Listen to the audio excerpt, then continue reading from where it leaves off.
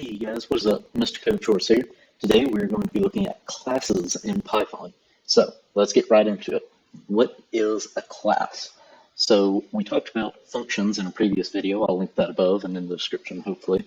That functions are a bit of code that you want to be able to run again, maybe customize a little bit, and then instead of rewriting the code constantly and constantly. And a class is an expansion of that. Looking at programming at a very high level, a class is simply a container for, say, a lot of functions and variables that are related to each other. So if we were programming something like I've done here, a user database program, basically what this would do is take care of different user functions, say like on Facebook, where you need to change your password and that sort of deal. You could also do something for servers, whether it's what ports they communicate on and different things like that, or how they communicate back and forth. There are a myriad of things that you can create classes for. So a class is just a bigger container.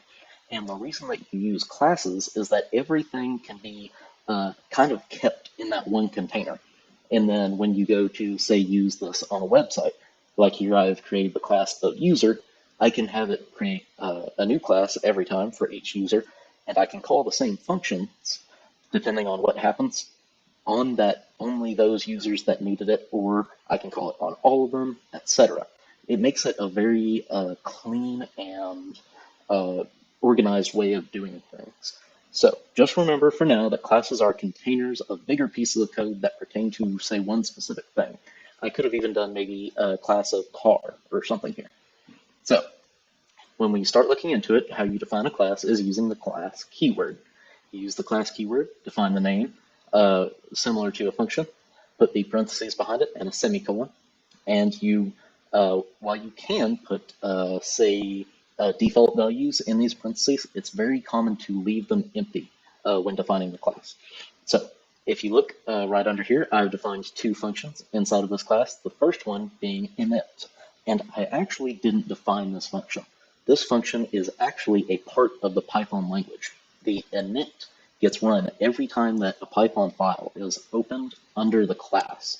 So if you run a Python program and you have classes in it, the init will automatically run whenever you just start to open the file as it loads in the class, which is why you can use it to define more defaults in an easier way. So for right now, I passed this function, self, name, age, and password. You might be wondering what the keyword self is. Self is, simply refers to what is called an object. An object is an instance of a class. And you might be thinking, oh, what are all these terms? So you can think about it as the user class being the blueprint for each user. Right down here, I have defined user object equal to the user class with the name of Robert, the age of 27, and the password of easy password.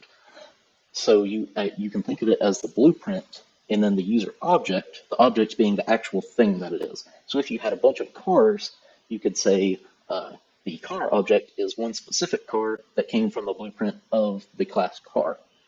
So when you use self, it's just referring to the specific object that you've got. This way you can differentiate between which one is where. So I've set self.name equal to the name that I passed it, self.age equal to the age that I've passed it, and self.password equal to the password that I've passed it. These are all variables, and the self dot, it goes for the same sort of deal as self up in the function. It just refers to, okay, this subvariable, say, under this user object. That's all stored. And then I have defined another function under it that does some simple logic to change the password. So when I run this program, I get the printout of the user object dot password. How you get things out of an object, say to print or to run functions, is that you use a dot. So whatever the name of your object is, dot whatever, if it's a variable, you write the name of the variable, and that's it. If it's a function that you want to call, say like down here, then you put the parentheses for the parameters and put your parameters in.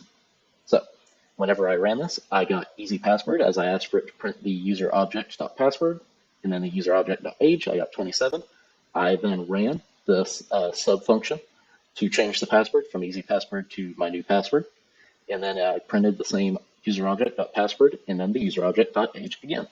All right, so I hope you learned something today about Python classes. Please remember to like and subscribe and come back every Monday, Wednesday, and Friday for a brand new Code Shorts video. Take care, y'all.